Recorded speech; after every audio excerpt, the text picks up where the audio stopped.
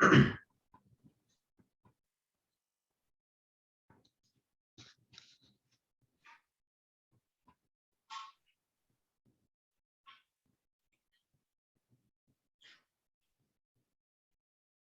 and welcome everyone. Welcome to Debunking Financial Aid, Awarding Myths and Exploring Packaging Philosophies. I'm Dane Hawley, a Student Affairs Communications Coordinator at CSN, and I have a little bit of housekeeping commentary for us. I'll be your moderator for the session. As a reminder, please mute your mics and please have your cameras turned off with the exception of the co-hosts throughout the duration of the session. This will help us ensure the audio and video quality of the meeting. This meeting is being recorded and will be sent to you along with the presentation slides at the conclusion of today's event. If you have any questions, please place them in the chat box on the right of your screen, and we will do our best to answer them during the allotted time at the end of the session. Please do not send any questions or messages to the presenters as they will not see the chat function as they are sharing their screen. Please send them to everyone or a private chat to me. So without further ado, I'd like to introduce you to J.W. Lazzari, the Director of Financial Assistance at Western Nevada College, and also Leslie Gia, the Director of Financial Aid, Scholarships, and Student Employment at Truckee Meadows Community College. Thanks, Dane. Good morning, everyone. It's so nice to see you all here for our presentation, Debunking Financial Aid Myths and Exploring some Packaging Philosophies. I see some familiar names in the audience, so thank you all for being here. But if you don't mind, pop into the chat where you're from and what your role is at your institution so we can kind of get a gauge of our financial aid knowledge in the crowd. I do see some financial aid folks here, so that's great. But I'm curious where everybody's from. And while you're doing that, I'll start my screen share.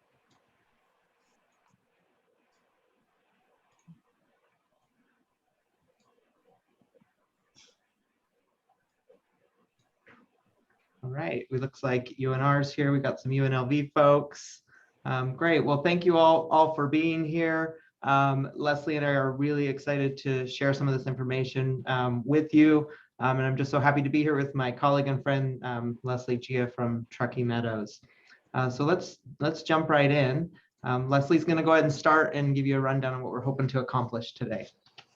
Good morning, everyone. Happy Friday, and thank you for joining us today in our session.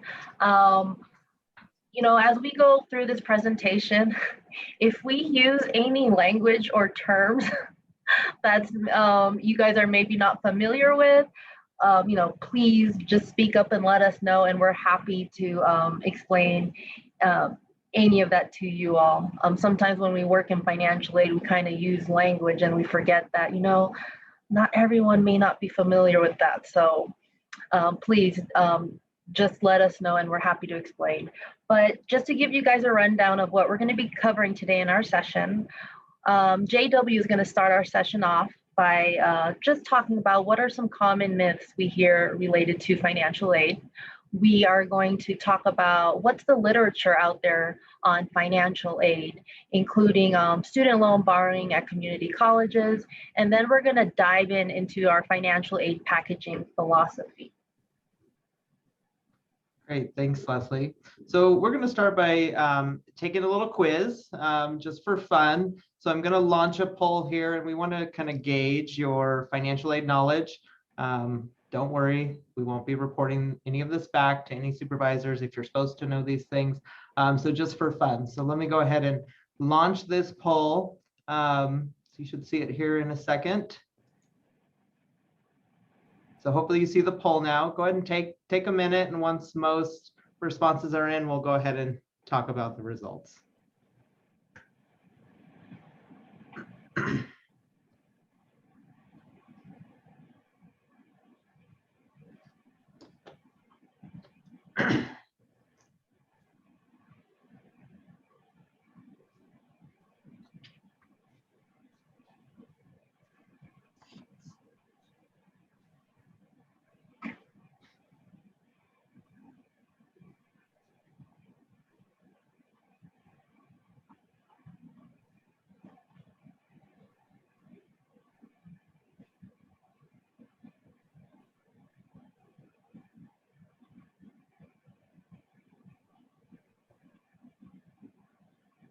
I got one speed demon in the crowd.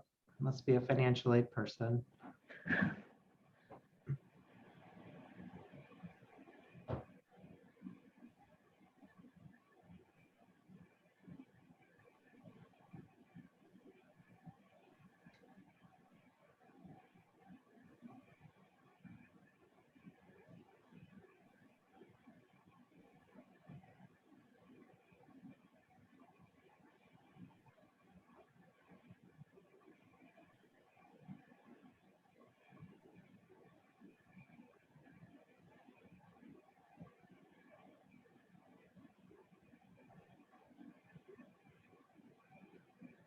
Okay, looks like lots of answers coming in. We'll just give it another 30 seconds or so.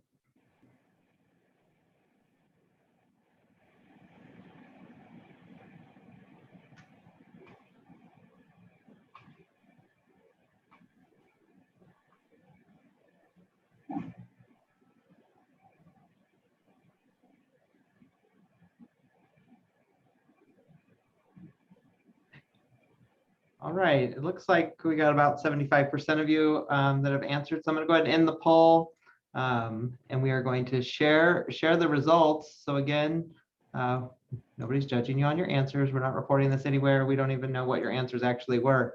So let's just go through some of these myths, and these are things that Leslie and I hear, and I'm sure our financial aid colleagues can attest to. We hear all the time in the financial aid office, or when we're out on an outreach event talking to students.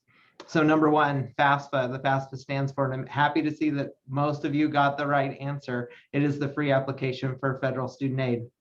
Yeah, the federal application for free student aid, that's a little tricky. The words just kind of got swapped on you. But it is the free application. That's really the starting point for students who are wanting to apply for financial aid. So I'm glad to see that our student affairs colleagues throughout NC know that.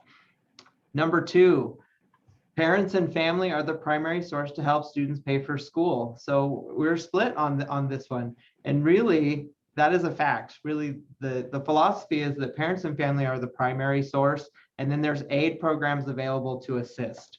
So really, parents and family are the primary source for paying for school. And then you have financial aid or financial assistance to help in that manner.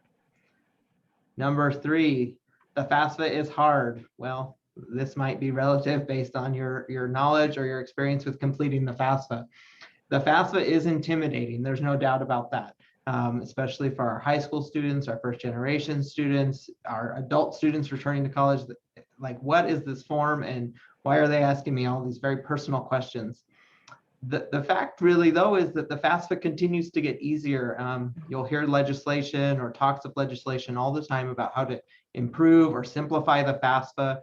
But really, the Department of Education has continued to do that over the last several years with the implementation of smart logic. So students are only prompted with questions that apply towards their situation, and the implementation of the IRS data retrieval tool, which allows students and parents to link out to the IRS and pull their tax information in, which has really helped and it greatly increased the amount of time it takes to actually complete the FAFSA.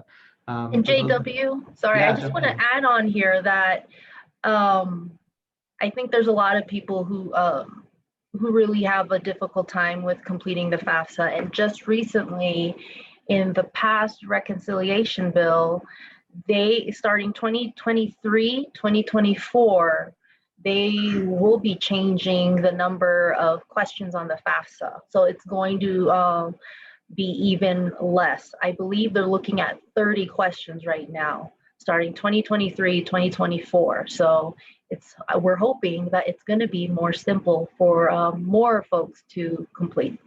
Yeah, definitely. Thanks, Leslie, for jumping in with that. Yeah, so yeah, it is hard, but really our job as financial aid administrators and student affairs professionals is to help students cross that hurdle and recognize that it's maybe not as hard as they thought.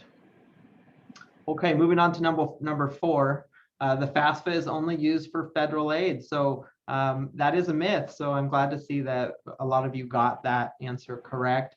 The FAFSA is used by institutions to determine a student's eligibility for a variety of state and institutional aid programs. It's really the starting point. So we use the data elements from the FAFSA for all sorts of awarding programs. So we really want everyone to complete a FAFSA, even if they don't think they're going to qualify for federal aid. Okay, number 5, most students don't qualify for the Pell Grant. Well, correct, it depends. We don't know that answer until a student actually submits the FAFSA, because the data elements from the FAFSA will help us determine that. And like I said earlier, we want students to complete the FAFSA because it can put them in all sorts of different pools for different pots of money, like Silver State Opportunity Grants, or institutional aid programs, which we'll talk about more here in a few slides. My parents make too much money to qualify for aid. This is probably like one of the things we hear out at the high schools all the time. I'm not going to do the FAFSA. We don't qualify for anything. Or we did the FAFSA for my brother and we didn't qualify, so I'm not going to do it. There's aid programs for students from all different income levels, but we can't help a student until we actually have an application. So we really want students to be completing that FAFSA. Number 7, I'm under 24, but considered independent because I'm caring for a child. Some of us thought that's a fact, which that could be true. A myth, a lot of us were in the depends category. Yeah, students can be considered independent on the FAFSA if they have a child, but there might be more to that situation. And oftentimes financial aid might seem like the bad guy because we're asking follow-up questions about, do you support that child? How much do you support that child? And that's because we're trying to follow federal regulation and make sure that we're having that student either be a dependent or independent and make sure that we can back that up. So it does depend. And oftentimes when financial aid administrators have to ask those follow-up questions, those are hard conversations that we work hard to try to frame in a way that we can help the student and help them understand the regulations that we're trying to follow. The FAFSA has a deadline. Look like we were kind of split on there. And this is kind of a funny question. The FAFSA has a huge window of time when a student can actually apply. And we get this question at our front desk probably every day. What's the FAFSA deadline? Well, you can complete the FAFSA anytime during the academic year. So for example, someone who is wanting to start in fall 21, they could start completing their FAFSA on October 1st, 2020, and they could complete it anytime until June 30th, 2022 for the 21-22 year. So that's a huge window of time. Now, with that being said, lots of schools have their own priority funding deadlines. They have days when they will guarantee that their file will be complete. So there's all sorts of different dates that schools would have, and it's important for students to ask the right questions in the financial aid office so the student can understand that the dates that will impact them. I can't complete the FAFSA. My parents don't have a social security number. I'm really happy to see that a lot of us think that that's a myth, because that is truly a myth. If a student has a social security number, they can complete the FAFSA. If their parents are undocumented or do not have a social security number, they can put in all zeros for the parent social. So we want students with social security numbers to complete the FAFSA, even if they're a DACA student that has a social. And number 10, the EFC, or the expected family contribution, which is that obscure number or obscure acronym that financial aid administrators use all the time, is the amount the student should be prepared to pay. And it looks like we're pretty evenly split there. The EFC is essentially an index. It's not the amount that the student or family should be prepared to pay for college. It's an index number that helps financial aid administrators determine a student's eligibility for different programs. And we'll talk more about the EFC here in a few slides. So great job. It looks like we have a lot of great financial aid knowledge out there. So we're looking forward to hearing some of your feedback at the end of this presentation. So I'm going to go ahead and stop sharing. And I'll let Leslie take it from here. Great. Thank you, JW. So talking about the academic research, for this presentation, I am just going to briefly talk about the Princeton's policy of eliminating student loans, but I do want to reiterate to everyone that there are several different financial aid packaging philosophies out there, and really how packaging philosophies are put together will be different, and it's an individualized thing just depending on the college needs and especially the students' needs.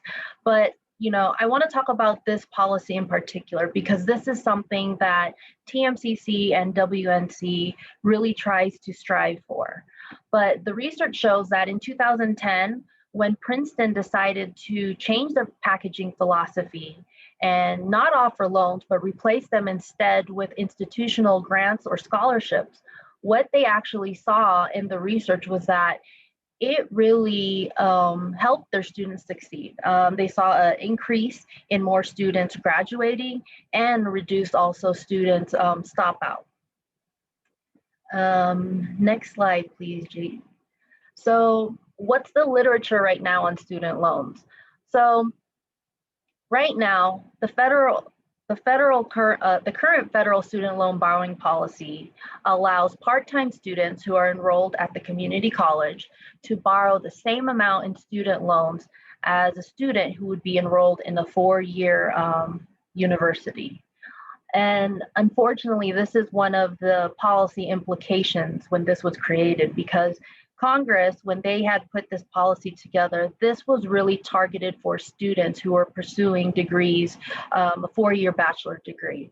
But, over the years, when more, like community colleges who also participate in the Title IV federal student loan program or just in financial aid in general, we also have to adhere now to the same rules, the same federal regulation rules that colleges who offer federal aid at four-year universities. So what you see, unfortunately, is that part-time students are allowed to borrow the same amount of student loans as full-time, and there's really nothing we can do about that. Because if they're eligible, we have to award them the aid. Research also shows that students of color are more likely to take out student loans to pay for their college expenses. And students of color, especially African American students, are at greater risk of accumulating debt and more likely to default. So while some of this research is still old, all of this information is still very true today. And you will even see this is a continued pattern, actually, even in current research, that African American students are still at greater risk for defaulting with their student loans. So other research on community colleges, I do want to highlight that there's not a lot of financial aid research when it comes to community colleges. So these two research are especially important to highlight. But what they have seen, what the research shows, that part-time students at community college who are taking out loans are progressing slower with college completion compared to students who are pursuing a four-year degree. And part-time students at community colleges are also leaving college with a larger amount of student loan debt. And then in one research study that was conducted in 2015, when they interviewed a financial aid counselor, this is what they had said. Community colleges have very limited control to prevent students from overborrowing, but the schools are then held liable for their cohort default rates. This is very still true today. So again, while the research is old, this is very true. So why are cohort default rates so important? So they're important because if a college can't manage their default rate, what we'll see is financial aid sanctions. So these sanctions come in a variety of ways, but a few of them would be federal fines, program reviews when the Department of Education actually comes to our college and conducts an audit. And then depending on how high default rates are for a college and if they are addressing these or not, it can also prevent some colleges from participating in offering federal aid, which includes the Pell Grant and student loans. So default rates are very important, at least from the college side, to make sure that we can continue to provide aid for our students year after year. Yeah, thanks, Leslie. Lots of great information there. So we thought we'd take a look at TMCC and WNC's CDRs, or our cohort default rates, and the trend that we have going right now and compare it to the national average. So as you can see on the chart, WNC's in blue, TMCC's in orange. Our CDRs were quite high at one point, especially for WNC. We had a 27.4. And Leslie mentioned that can have some real negative implications for a school. And WNC did have a program review. The Department of Education came and had a program review because of our high cohort default rate. When schools get above the 30% cohort default rate, then there's definitely some other major sanctions. But with the 27, the Department of Ed came to check to see what the heck was going on here. And we had been putting things into place to bring that down. And as you can see, we've brought it down, but there's still a lot of work to do. When we compare our cohort default rates to the national average for two-year publics, which is it's 15.2. So TMCC has done a great job with some of their implementation of their loan programs and they're managing their CDR to get under that national average. So that's really great to see. Some of the other challenges that schools see with their CDR, which really impacts small schools, is that one person that goes into default can really bump up your rate. So we are a small school WNC, so we might have a small amount of borrowers. So a few borrowers going into default can bump our rate right through the roof. So it's really important that we have a handle on our CDR and that we have programs in place to help manage the CDR. So we'll talk more about that as we go into the next slides. For the 2018 draft CDR you're seeing on there, I would ignore those. Those numbers look great. We'd love to be at a 13.7, but I wouldn't necessarily trust that data because a lot of borrowers, well, pretty much all borrowers were in forbearance or deferments on their loans due to all the COVID legislation that's been going on the last year. Oh, sorry, I clicked the link. So what do we do with all this information? Why is this important, and how do financial aid offices or how do colleges and universities manage helping students who need to borrow, who want to borrow, who can borrow, but still control the CDR? How do we take all that information and how do we help students? So we're going to start with kind of setting the stage. And for those of you who work in financial aid, you're going to know this information. But for some of us who work with financial aid or right outside of financial aid, this is a good reminder of where financial aid offices start to help determine what a student's financial aid package might really look like. So we're always going to start with the student's cost of attendance, and the cost of attendance is going to be unique based on the institution and based on the student's enrollment level. Cost of attendance is not what the student's going to actually pay, but it's an estimate of what the student could pay for tuition and fees, room and board, books and supplies, transportation, and personal miscellaneous expenses. So everybody's going to have their own unique cost of attendance. And a question I get from some of my colleagues is, well, why would TMCC and WNC have different cost of attendance? Don't you charge the same per credit cost? And the answer is, well, for the most part, yeah, we do have very similar costs, but the cost of living is different in Reno versus Carson City or Fallon or Gardnerville or Spanish Springs. So we have unique cost of attendance based on the populations that we serve. So we're going to start with everybody's cost of attendance. Then we're going to look at that EFC, the expected family contribution, which again is not the amount that a student or family needs to be prepared to pay, but it's an index to help schools determine what types of aid programs the student is eligible for. There's a complex formula that we could do a whole presentation on by itself to help you figure out how the feds determine an EFC, but we don't have time for that today.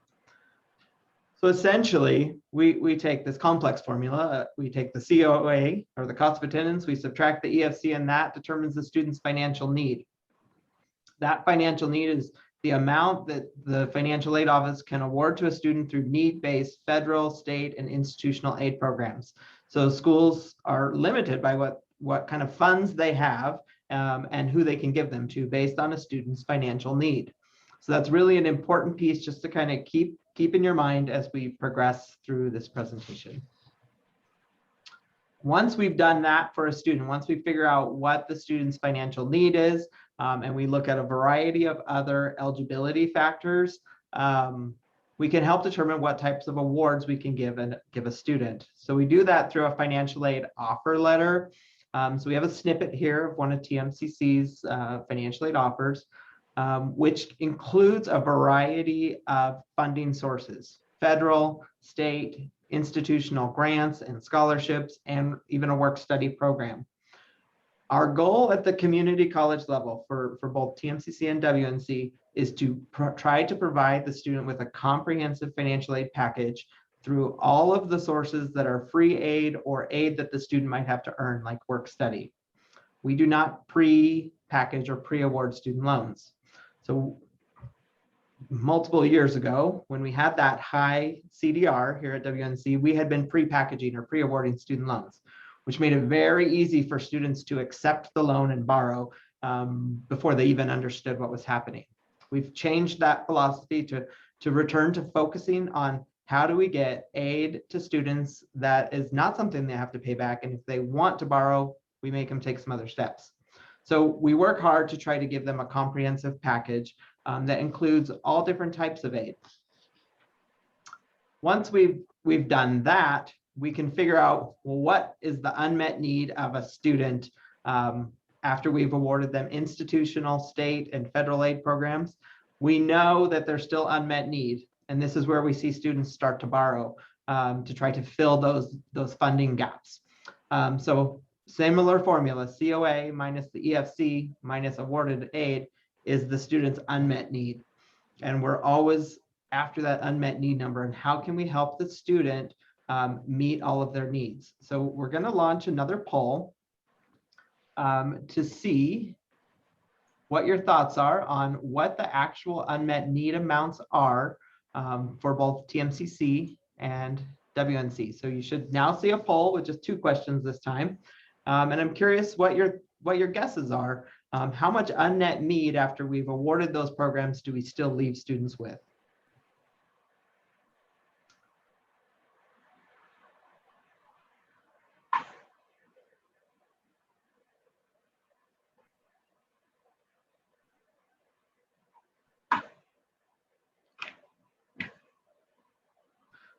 Got some people putting zeros out there. That's great. Glad to see people think we can get all the need met.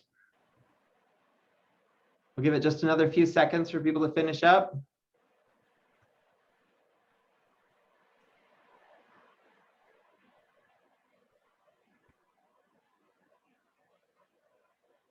All right, so I'm going to go ahead and end the poll, share the results. And there are some of you that are right on. TMCC's average unmet need after we've awarded all programs is $10,138, and WNC's is $10,009. So there's some of you, about 9 of you, that got those exactly right.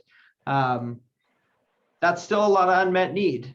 So what's the reality? How do we help students, and how do we be creative to reduce that unmet need? Or if a student tries to meet that unmet need through borrowing student loans, how do we educate those students to not over borrow, or how do we make them responsible borrowers? So one of the programs that we'd like to talk about, and that's part of our packaging philosophy, is how do we use access aid? So you might have heard this term, fee-generated access aid. Essentially, all NC institutions have a fee-generated access aid pot of money. And that comes from each student registration fee. 10% of each student registration fee is funneled into an account that should be used for financial aid purposes. This is where schools do have some creativity to try to help a variety of students. Our federal awards have pretty strict guidelines for awarding. Most of our state awards have strict guidelines for awarding through state statutes or regulations. Access aid does have some guidance. We have to give 80% of the amount available to students with financial need. Now that we all know what financial need is, we know who our students are. So 80% of those funds have to go to students with financial need, but 20% can go to students without financial need. So this is where we try to be creative with our access aid or our institutional award grants. And you can just see some of the names for both WNC and TMCC there. And this is where we can try to target some student populations that maybe are struggling, or student populations that have financial need that needs to be met. So at WNC, we use a variety of approaches through our WNC awards and our WNC non-need awards. We use our Wildcat awards, which I'm going to talk about more here in a few slides. We help our Latino cohort students. We help our non-financial aid application students through a Wildcat awards. Those are some DACA and undocumented students. And then we help through a work study program. Leslie, did you want to chime in about any of yours? Yes, so I do. I wanted to say that I think this is where you can see that while both colleges do have the same philosophy of using student aid as the last resort, student loans as the last resort to award students aid, but this is where the uniqueness of how we choose to award our students and help our students with need. So at our institution, we have several different ways of how we're providing access aid to our students. We have our TMCC need grants. We have incentive grants that's actually broken down to freshman incentive grants, incentive grants for continuing students, and then graduate incentive grants. And the incentive grants was created in response to Complete College America. It was recommended as a best practice to provide targeted financial assistance to students who predicted to be successful. And we do actually provide higher grant amount than the standard grant amount. And we award these to students who are enrolled full-time or enrolled in already completing in gateway math and English. So that's some of the ways that we used our access dollars. Summer Bridge grant is money going towards our low-income first-generation students who are just graduating from high school and participating in our Summer Bridge program. Similar to WNC, we also have the Adelante grant that is used to help our DACA and undocumented students. And then we also use some of these access dollars for students who are interested in participating in work study. Great, thanks, Leslie. So you can see the heading at the top, access dollars that are used to award students outside of the Pell range. And this is one of the unique approaches that WNC has taken over the last four or 5 years to try to help students who we feel are kind of on the bubble.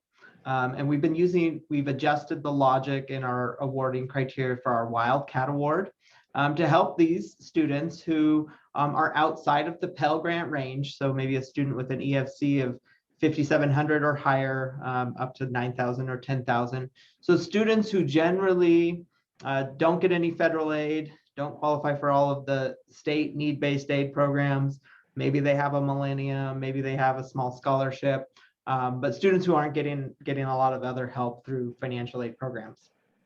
These are students who generally are paying out of pocket, who are more likely to go part-time because of the cost, and they don't necessarily have a family that has savings to help with the big expense of going to school. So we've targeted those students that we call in the bubble, who are really working hard to try to make ends meet and go to school. And we've targeted our Wildcat Awards to go to those students.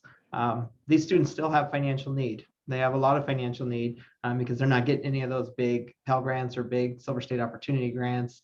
So we've targeted our Wildcat Award to try to help those students who are on the bubble. And when we get to some of our data slides, we'll show that we think that initiative has helped those students with their success. Okay, so the other reasons that we want to be creative with our access aid is to create access. So I'm going to let Leslie share some information about TMCC. So I think you're going to see in these slides with TMCC and WNC, the data is that the data supports the research out there. And you can see that how we use access aid at TMCC, we are awarding, as we award more aid to students, they are enrolling also, they're also enrolled more in at least half time or more at the college, which makes sense because if students are receiving aid, they're less likely to maybe take out they're less likely to be maybe working a second job or saving, money so that they can enroll in more classes for the future. But you can see that any type of aid that we're giving is making a huge impact with our students and enrollment. And the next slide, please, JW. On average, you can see right here that our students are enrolled in 11 or 12 credits full-time with state aid and other aid, which is anything from federal aid like Pell Grants and state scholarships. On average, these students are enrolled in 9 to 10 credits. So we know that offering aid to students who may not qualify for just the Pell, and really just trying to distribute our access aid to as many students as possible is making a difference. And we are seeing a return on investment as they continue to enroll at our college. They can see our commitment to them and they're committing to their education. Great, thanks, Leslie. So yeah, definitely increasing access to students, and we know that's an NCHE goal. But we wanted to also show some information about how is it impacting student success. So I want you to focus on the yellow and the orange lines on this chart, and this is data from WNC. So we're thankful for our institutional research folks for helping us gather this. And students on the orange line is students receiving any financial aid. And you can see they way outperform on course level completion rates than students with no financial aid. And that's really the goal. How do we get students through their semester or through their course to complete it successfully? It was about 2016, 2017 when we started implementing the Wildcat Award with the goal of getting aid to more students, where our philosophy in the past had to give aid to the neediest students, which is important, but we knew that there are students that we were missing. So the more students we can touch with aid or get aid into their hands, we're hoping that improves our overall course completion rates. So you can see that it continues to grow, and we're really happy to see that trend and to try to keep getting aid into the hands of more students.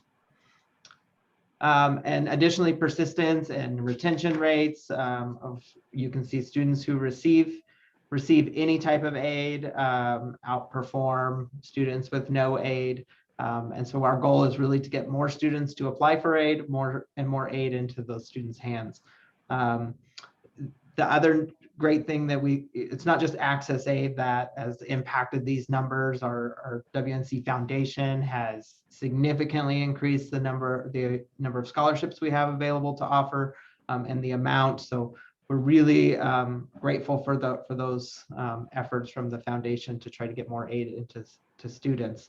But we're really happy to see that the students we are working with are completing and persisting at greater numbers, which gets us to our long-term goal, completion or graduation.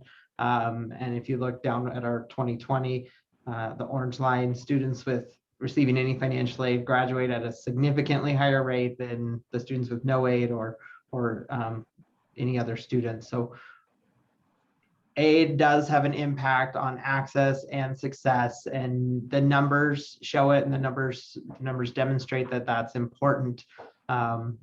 And financial aid plays a big part in helping all of our students throughout NCHE. So we know that even if we do all of those efforts, we award all the federal aid, the state aid, we get student scholarships, we are as creative as possible with our access aid, students will still want to borrow, and they can. The money's there. They're eligible. If they're eligible to borrow, they can request those borrowers, or they can request those funds. So our challenge as financial aid administrators is how do we create an educated borrower, and how do we prevent students from over borrowing? We have students all the time that they want to come in and request the maximum amount, and that requires some intervention to help the student understand what they're requesting is. Do they need that maximum amount, and how do we help them understand how to use their aid? So both WNC and TMCC, like we mentioned earlier, we don't prepackage student loans. Students have to request those loans, and they have to go through a number of steps. We just put a screenshot up here of the steps for a first-time borrower that a student would take at TMCC, very similar to what the student would have to do at WNC. We also make students review their borrowing history so they understand how much they've borrowed previously, what their payments would be. And students are often surprised because maybe they've borrowed before and then they're coming back, and we try to provide that counseling on the front end to help students understand that they don't have to request the maximum amount. They can request what they need, and we can go from there. Leslie, anything you want to add?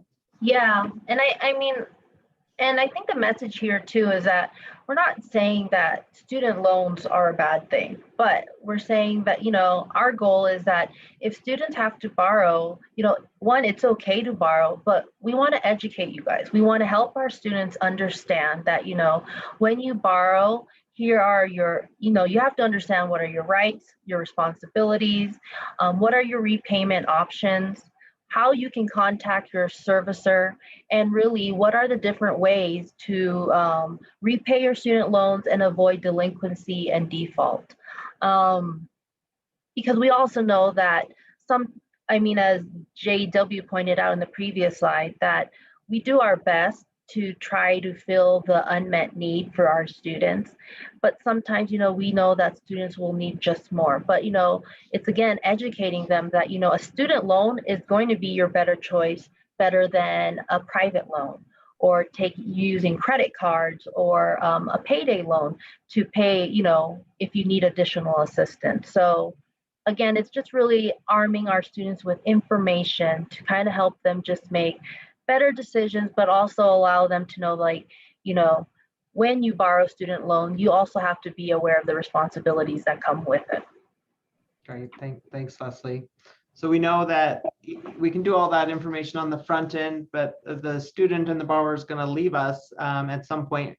And like we talked about earlier, we're still on the hook for those students through our CDR. So I'll let Leslie talk briefly about what TMCC does once the student leaves. So you're going to see in JW's slide too that we have very similar approaches of how we try to continue our efforts to reach out to our students after they have either graduated or, for whatever reasons they have to stop and they enter repayment. But we've contracted with Borrower Connect, and they help us contact our students in the late stage delinquency. We also do a lot of in-house delinquent borrower calls, and we also email and send our letters students, just giving them information, of how to contact your lender. Here are your repayment options. What can we do to help? And then finally, we also have a full-time staff member in our office. She's an NC specialist, but what she has done in the past is analyze our student loans who have defaulted. And, we kind of look at this information to see if there's a trend. So really what we have noticed from the analysis, and it has not changed at all, is that students who are defaulting are first generation freshman students. They have either withdrawn or failed in their first semester. They have a 0 EFC, meaning these are students who are eligible for the Pell Grant, but very few are graduating. So again, we use this data to have better target efforts on how we can educate and help our students who are in this criteria.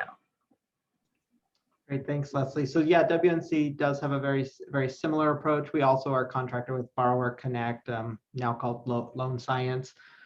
We also do email campaigns to students who are in their grace period to make sure they know who their servicer, who they need to work with, who their servicer is, so they can learn more about their repayment options. We also, and TMCC I'm sure does this too, once we get our draft cohort default rate, we analyze that very thoroughly and submit any challenges that are necessary to the Department of Ed for students who are included as defaulted, but maybe there was a wrong date on their enrollment reporting, or there was something else wrong with the data. So we can try to help bring that CDR down and make it be as accurate as possible. So just a reminder of our CDRs that those are, we're hoping that all of the things we've put in place, the front end counseling, trying to be creative with access aid, and doing those things on the end with our borrowers that have left us, continue to help bring down our CDRs like they have so far. Leslie, anything you want to add to that? No, I think you really hit on. We just wanted to show you that we're very proud of our efforts and what we've done to decrease our default rates drastically. And, you know, we're hoping that we can continue these efforts and keep them down. I mean, that is the goal, because at the end of the day, we want to make sure that we can continue to offer aid to our students year in, year out. Yeah, thanks, Leslie. So just a few notes in conclusion. Financial aid offices are here to help students get to their degree, and we want to help students find funding, and we want to create educated borrowers if a student needs to borrow. And there are some more challenges for community college students than potentially university students. Different support systems in place. So we do our best at the community college to try to provide as comprehensive a program as possible. And before we go to questions, we have one final poll that we would like. Oh, sorry, I never stopped sharing the last results. One final poll that we would like you to all answer, and then we'll take some time for questions.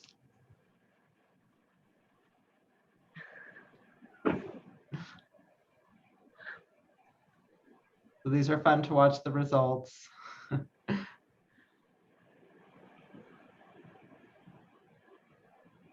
All right, I'm going to go ahead and end the polling so we have time for questions and share the results.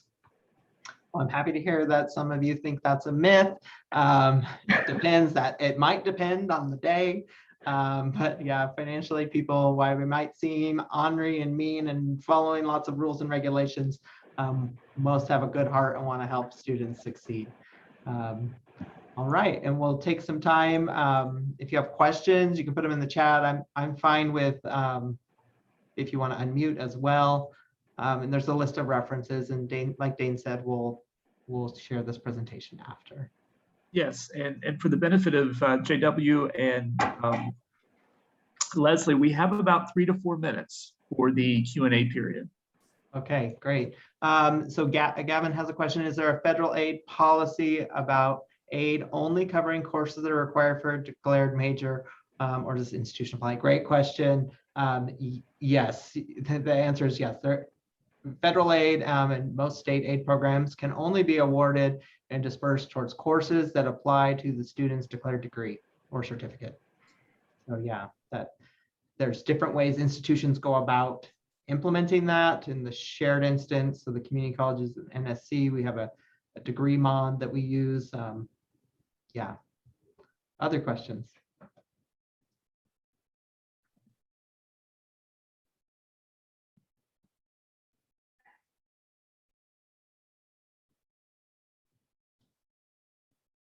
No more burning financial aid questions.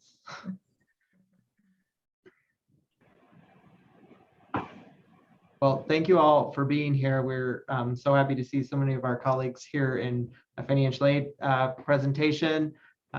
Hopefully you found it helpful hearing about our approach and how we hope that it's decreasing our CDR, and it looks like some of the research is showing that that's true. So thank you all.